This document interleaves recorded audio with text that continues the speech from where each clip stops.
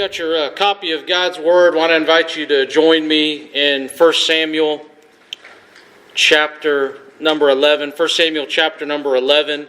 I talked a lot about King Saul last week and his rise and how he kind of came, and I want to touch just on that a moment. I didn't really talk a whole lot about that for sake of time. We talked a little bit about Israel wanting a king and what that meant.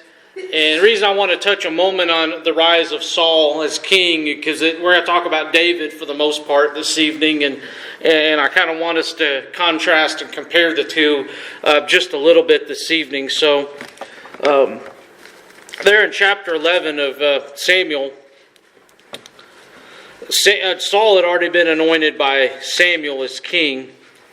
And when we go down to verse number 11, it says, "So it was on the morrow that Saul put the people in 3 companies, and they came in the midst of the host in the morning watch, and slew the Ammonites until the heat of the day. And it came to pass that they which remained were scattered, so that 2 of them were not left together." It's easy to really gloss over that. It really is, because it's it's a little wordy there. It's a fairly long verse, but I want to break this down for a second. I don't normally do this with an introductory text, but Saul was a man that led these people into battle. So clearly he had some leadership skills. He was able to organize. He was able to give them a battle strategy. This wasn't a guy that just said, "Oh, we're going to just go and throw haymakers up and see what happens. We're going to just hack away with our swords and see what happens." He went in with a plan. He went in with organization. And he knew how to get the best out of everybody. So if you're looking for textbook Harvard Law School type leadership, this guy actually had it. This guy was no dummy. So we need to remember that. And there's you couldn't find 2 people together of their enemies. There might have been a random person here or there that got out, but there wasn't 2 guys. That's pretty good battle percentage right there. It shows a pretty handily victory. Now we go down to verse 12. "And the people said unto Samuel, Who is he that said, shall Saul reign over us? Bring them in that we may put them to death." And here's Saul. Here's probably the one thing with his rise that he actually said correctly here. "There shall not a man be put to death this day, for today the Lord hath wrought salvation in Israel." Then said Samuel to the people, "Come, let us go to Gilgal and renew the kingdom there." And all the people went to Gilgal, and they made Saul king before the Lord in Gilgal, and they offered sacrifices and made peace offerings before the Lord. And there Saul and the men of Israel rejoiced greatly. I read all that to say Saul had a really good beginning. He really did. He had a very, very good beginning. He was very successful in battle. Saul actually demonstrated an attribute of God here, showing some mercy where there were some people that really didn't take to him. And Saul said, we're not going to focus on that. We're going to focus on what God did. I think it's pretty clear from our reading that that's something he said. But as we remember from last week's message, that Saul got into some things he shouldn't. And as a result, he refused God. He refused God's counsel. And in the end, God refused him. Not because he refused Saul, but because Saul first refused God. And I've tried to hit this with teenagers a little bit, that when you pay attention to the clear things in Scripture, when you pay attention to the clear commands of God, the obscure things you want to understand or the questions you have in life, the clear-cut things, when you obey that God shows you other things. So I'm going to pray and we'll get into this a little deeper. Dear Heavenly Father, I thank you for this evening. God, I pray as we look at this message tonight, covering the kingdom era again. Normally we move on to another topic, but I felt this week that you wanted us to stay here, so you have something here for us tonight, and I pray you reveal it. I pray you help me to stay out of your way, help me to say what you want said, keep me from saying anything you don't want said. I pray you would teach the people that something would be learned and applied here in spite of me, Lord. I pray you would take your precious word and that it would bless and encourage those here this evening, Lord. We love you and thank you. In Jesus' name I pray. Amen. So we watched a video last week introducing this. We're going to skip the video and get right into the section that talks about David. We talked last week about this idea of the kings. It was actually a prosperous time, and there's different divisions in this kingdom era. There's the United Kingdom era, not the UK like over in Britain, not that United Kingdom, but this United Kingdom where Israel was under one king. It was under Saul, then David, and then Solomon, and then there was a division, which we'll get to at a later point. I'm going to try to focus on David tonight as much as we can. We ended last week talking about Saul's fall. There's a lot of verses up there. And at the end, Saul basically committed suicide there at the end. Saul was definitely a victim of insecurity. He was very paranoid. He did not like how David was getting attention. And David was God's choice for king. And that wasn't settling with Saul. It was so bad that Saul's son actually had a javelin thrown towards him over the whole matter. So we're going to pick up with David this week in his rise to power. So if we go to we're either in 1 Samuel, go to chapter 16. And I mentioned last week how Saul was given. I heard a sermon one time, and the sermon was pretty good because I still remember the title. 25 plus years later, Tall Saul. And instead, Saul looked very good in the eyes of the people. Saul was not someone that you didn't think, wow, that guy's really the king. No, he had the look and he had the presence of a king. And as we could tell, he could lead people into battle. He wasn't a lot of times we look at David and we know he did good in battle, but Saul did a lot in his own right.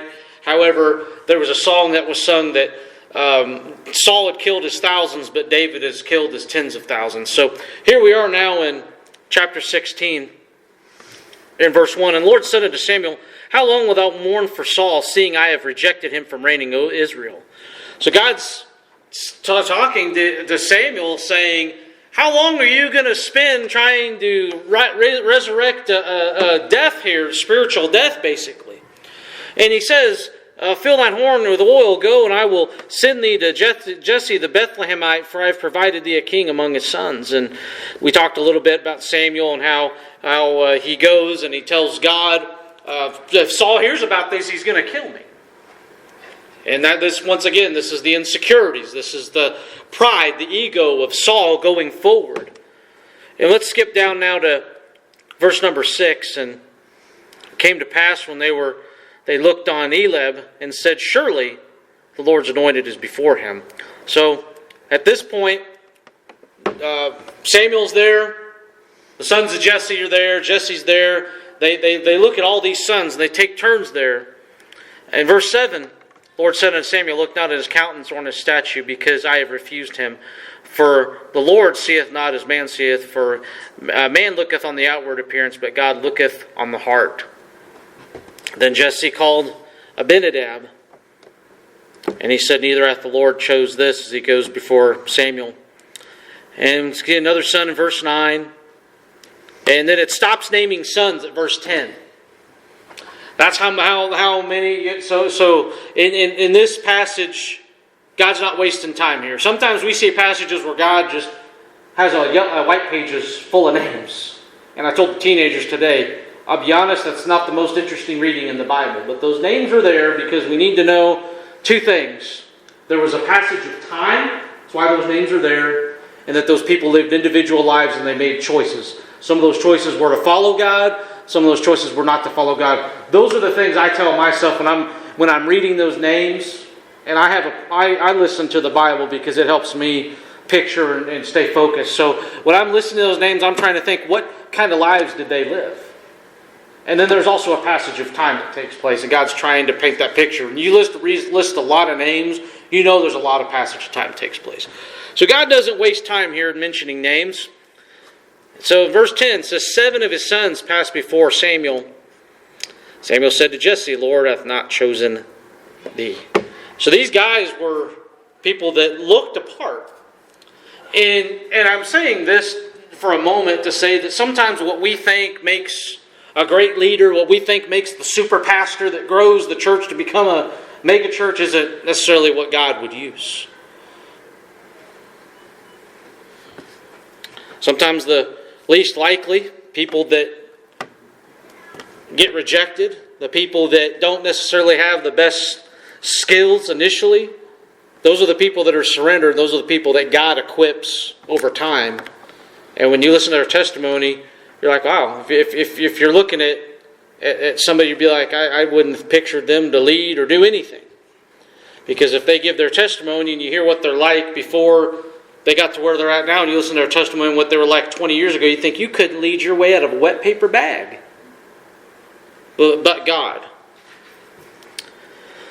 So now we get to verse 11. Samuel says to Jesse, are here all thy children? Are all of your children here? Jesse, did you really bring all your children here? And Jesse says, there remaineth yet the youngest. And behold, or look, he keepeth the sheep. And Samuel said unto him, said unto Jesse, send and fetch for him, and we will not sit down till he come hither or to this place. And he sent and brought him, and now he was ruddy, which has that idea there of he has bright eyes and he's good looking, and with a beautiful countenance and goodly to look on. And the Lord said, arise, anoint him, for this is he. And then verse 13, Samuel took the horn of the oil and anointed him in the midst of his brother, and the Spirit of the Lord came upon David from that day forward. So Samuel rose up and went to Ramah. Now last week we talked about what happens next, but I want to spend a minute and talk about, you can see it on the screen up there, that we're going to talk about the characteristics of David for a moment. Not going to read every single verse. Some of this is quite lengthy. But as always, this isn't a verse-by-verse messages on Sunday nights. These are to give you high points. This is to whet your appetite, give you understanding, so that you can go back and study these things. You can go back and go even deeper. So I'm just giving you a 30,000-foot view.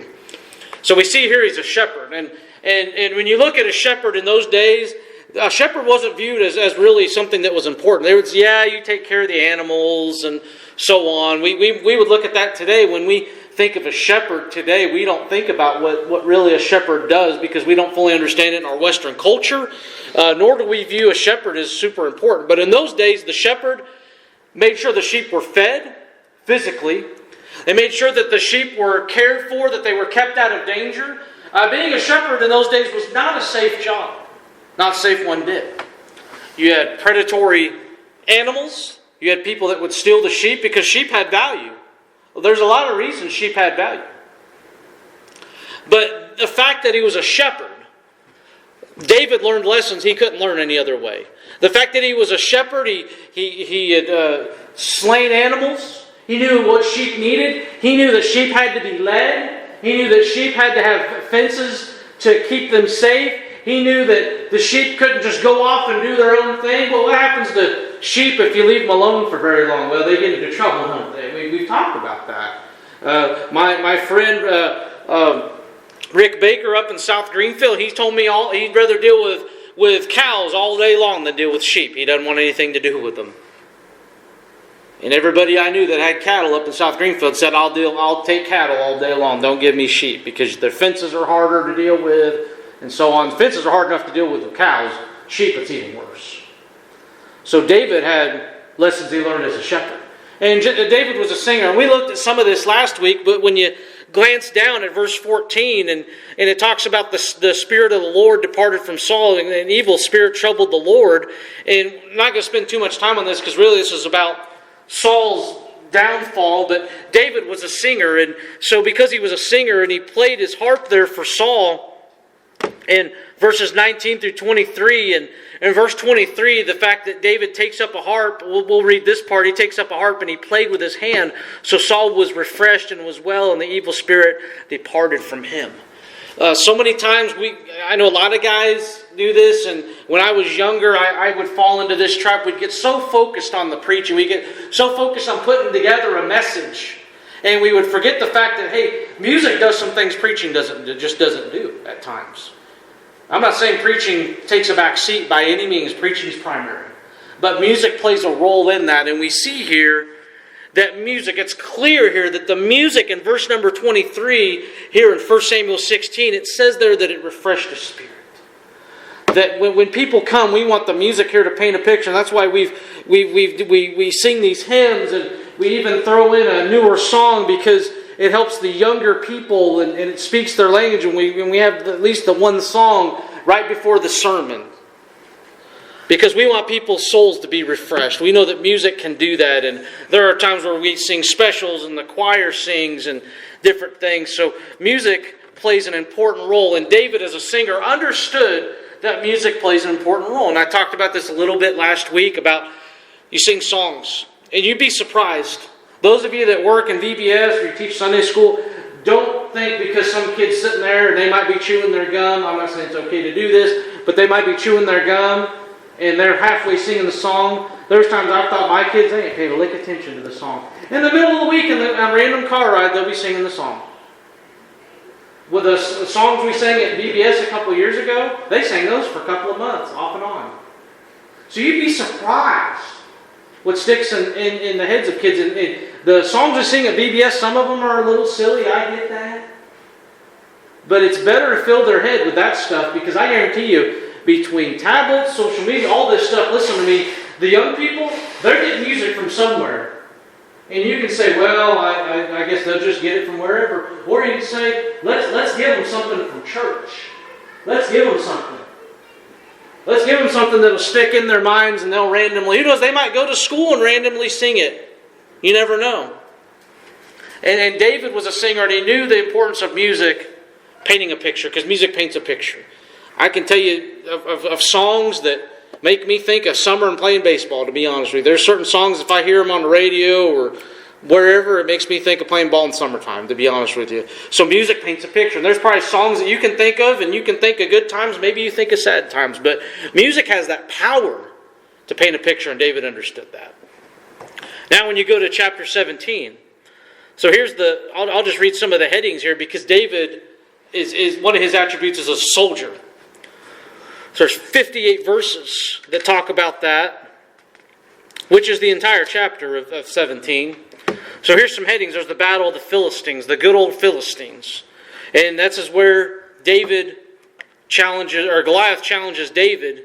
And then David goes up there, and he initially takes a lunch up there in this chapter and finds Goliath mocking the Israelites. And David hears Goliath's challenge as he's mocking them. And in verse 29,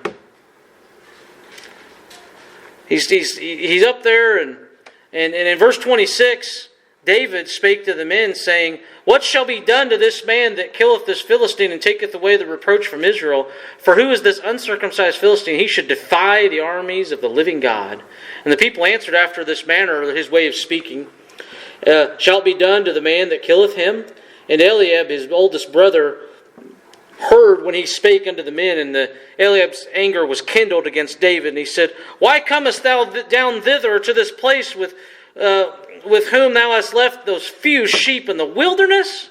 I know your pride and the haughtiness of thine heart, for thou art come down that thou mightest see the battle. He's saying, you've got a heart problem. You've got an ego, David.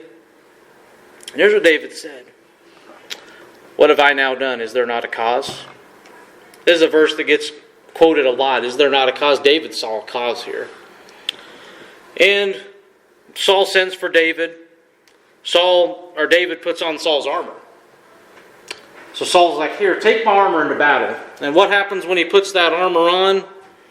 Well, in verse 38, it says he armed him with the armor, puts it all on. And in verse 39, David girded his sword upon his armor, and he essayed to go, for he had not proved it.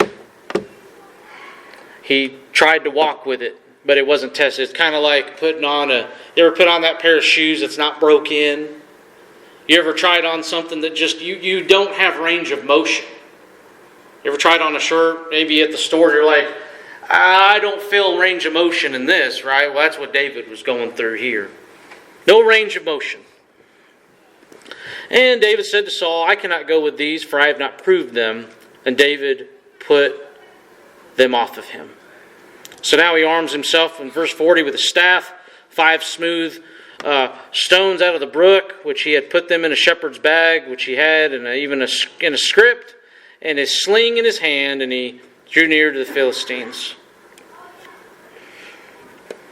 So here we go. And then the Lord will smite Goliath. Verse 45, then David said to the Philistine, Thou comest to me with a sword and with a spear and with a shield, but I come to thee in the name of the Lord of the host, God of the armies of Israel, whom thou or you have defiled. This day will the Lord deliver thee into my hand, and I will smite thee and take thine head and from thee, and I will give the carcasses to the host of the Philistines this day, the fowls of the air and the wild beasts of the earth, that all the earth may know there is a God in Israel. And all this assembly shall know that the Lord saveth not with sword and spear, for the battle is the Lord's, and he will give you unto our hands. So that sounds like a sermon, doesn't it? Can you imagine going in there, just his shepherd outfit, staff, his bag, Goliath's out there, spear, sword, shield. And David's saying all this. Goliath's 9 feet tall. Let's not forget that. And David, who knows, maybe 6 foot, I don't know. We read these things and we don't always picture what's going on. Oh, he said it, next thing. No, this. Can you imagine the people being terrified in the background? Seeing David going out and saying, God's going to deliver you into our hands. God's going to give us victory here. And the people are probably shaking in their boots behind him, thinking, this guy's already mad. You're going to make him even madder. How would you like it if somebody says to you, God's going to deliver you into my hands? Kids on the playground like, I'm going to beat you up. And they're like, you want to bet? That's what this is like. And it came to pass, verse 48, when the Philistine rose and came and drew nigh or close to meet David, that David hasted or hurried and ran toward the army to meet the Philistine. David took in his hand his bag and took a stone and smote the Philistine in his forehead, that the stone sunk into his forehead, and he fell upon the face to the earth. So David prevailed over the Philistine with a sling and a stone, smote the Philistines and slew him, but there was no sword in the hand of David. So he runs in verse 51, took up Goliath's sword, slew him, cut his head off, and the Philistines saw their champion was dead, and they fled. And he wins. Does the unthinkable. Ever since then, people go back when there's an underdog story, everybody goes back to this. Do you know why David let's think about this for a moment before we move on. How many stones? He had 5 stones. You know why he had 5 stones? It wasn't because he had bad aim. Goliath had 4 brothers. Thank you. I was getting to that, but thank you for beating me to that. Goliath had 4 brothers. He was prepared. But it wasn't because, we might miss. I had extra, when I was working public safety, I had 52 rounds of ammo on me. I had full clip or full mag, 1 in the chamber, 2 mags on my belt. A total of 52 rounds. David, he needed only 1 shot. And like Roy mentioned, I'm thankful Roy mentioned that. It tells me he's paying attention. 4 brothers. 4 brothers. And we could go into that. I don't have time to go too deep into that. So he was a soldier. So he was the sot now. This is where this parallels the fall of Saul and David's rise. And Saul tried to kill David. And Saul had a daughter he gave to David in chapter 18. Michal. And Michal, to give you some highlights, Michal, he didn't have any children with her. And there was a time where David danced before the Lord, the Bible tells us, and Michal was not happy about that at all. But here's what's strange. When Saul's after his life, Michal helps him escape. Chapter 19, Saul wants David killed. Saul tries to kill David. And this is where Michal, in verse 12, the woman who despised him in her heart when he was dancing before the Lord. It says here in verse 12, so Michal let David down through a window, and he went and fled and escaped. And Michal took an image and laid it in the bed and put a pillow of goat's hair for his bolster and covered it with cloth. So not only did she let him down, she made his bed look like he was still in it. Because he's being sought after. And then Jonathan, that disbelief that he had there, and we see the conflict that went on between Saul and David. Saul questioned David's absence. So much so, we saw last week that Saul had prophets of God killed. He was so after, he was like King Ahab in, what was the name of that book? It escapes me now. Moby Dick, thank you. King Ahab going after that whale to his own destruction.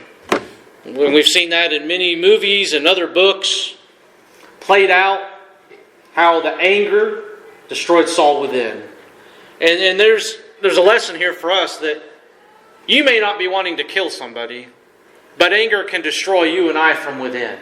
And we hang on to bitterness, we hang on to unforgiveness, and that's what happened with Saul. I don't know, he was obviously jealous. He was jealous of David. And he let that jealousness and he let that bitterness build to where it completely destroyed him, and he was cut off from God in the end. Still sought after in chapter 22. That's where the priests are slain. He continues to be sought after. David refuses to slay Paul in chapter 24. In chapter 24, David had a chance to end it all right there. He could have taken Saul's life, but instead we see he's sought after for 7 more chapters. I don't know about you, but if somebody's seeking to kill me and I've got a chance to neutralize the situation, you better believe I'm taking care of business. But God didn't give that peace to David here because he told David to respect that office. And there are sometimes we need to respect the office. And I'm not trying to get on a power trip here when I say this.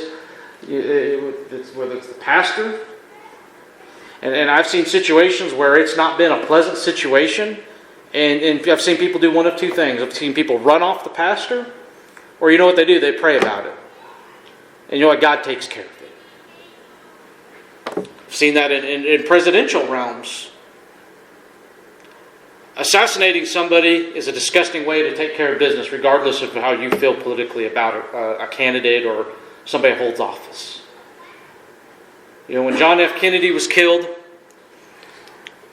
I've watched videos of has it happened, and there were people on both sides of the aisle that mourned that day. There were professional sports teams that ceased playing games on Kennedy Sunday, as it's called. Some kept playing, but others canceled their games. Today, if there was an assassination, whether a presidential candidate or somebody who holds office was a Democrat in presidency or a Republican, there are people that would mourn, but there's also people that would cheer, which is sad.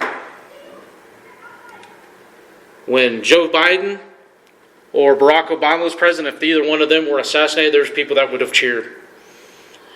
George W. Bush, Donald Trump, if either one of those were assassinated while they held office, people would have cheered, which is sad. That's the state that we live in.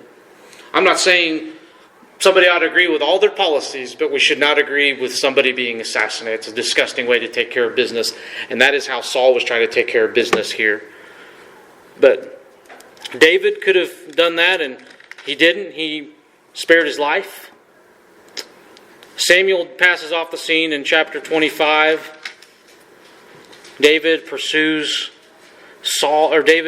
Saul pursues David. And, before we get to the end here of chapter 31, there's a lot that happens here. Saul passes away. Saul actually dies, and that's where the seeking of him ends, is there in chapter 31, his death, which is the last chapter. And we talked about Saul's death last week, so I won't spend time on this, and I'm going to probably wrap this up. And next week probably continue this, because I want to get us through the kingdom era so that we're up to speed in some of these other areas, because there are a lot of lessons here to learn tonight. I didn't have time to get to just David in his complete monarchy, and we'll talk about that next week. I think we'll have time to do that. But before we go into our time of invitation tonight, we have some lessons to learn from both of these kings tonight. Saul let arrogance, pride destroy him. David, while being pursued unfairly and unjustly, he continued to honor God. He continued to honor the office that was set up. David didn't focus on his rights. He focused on honoring God. I think that's probably what we need to learn tonight, is that we see two parallel kings. One that honored God and one that rejected God. We saw that last week very clearly, that Saul rejected God. You may be sitting here tonight and say, I'm saved. I'm not going to be rejected. I didn't reject God. No, but what do we do with His commands? What do we do with His prompting tonight? What do we do with burdens? Yeah, I talked about burdens this morning going through Nehemiah. What do we do with burdens? What do we do with those things where He knocks on our heart and He brings things to our attention? Do we give ourselves over to those things? Do we allow things that are important to God be important to us? And Saul didn't allow things that were important to God to be important to him. He focused instead on himself, self-preservation, all those things. David tried to preserve his life, but that was as far as it went. He wasn't trying to preserve any kind of kingdom. He was just trying to stay alive, and he was trying to honor God all the way, even while he was being sought. And we're going to have times where we're treated unfairly. We're going to have times where things are disappointing. And how are we going to respond tonight when things are disappointing, when things are not going the way we want them to go? Because it's going to happen. If it hasn't happened already, if things have went the way you want them to go the last few years, I want your Secrets to Success book to be written. But I can tell you this, that not everything's went according to my plan. And I've had to learn, am I going to honor God? Am I going to be faithful? Am I going to do the next right thing? And David did the next right thing. Saul, he rejected God over and over and over, continually building to that point. As we go into time of invitation after I pray that tonight would be a time you say, Lord, I'm not going to reject your plan for my life. I'm not going to run from you. I'm not going to abandon what you have planned for me. I'm going to give myself over to what your desire is for my life. Let's go to Him with a word of prayer. For more information, visit our website at mountzionozark.weebly.com. And thank you for watching. We would love the opportunity to meet you and get to know you better. Feel free to come visit during one of our services. Have a blessed day.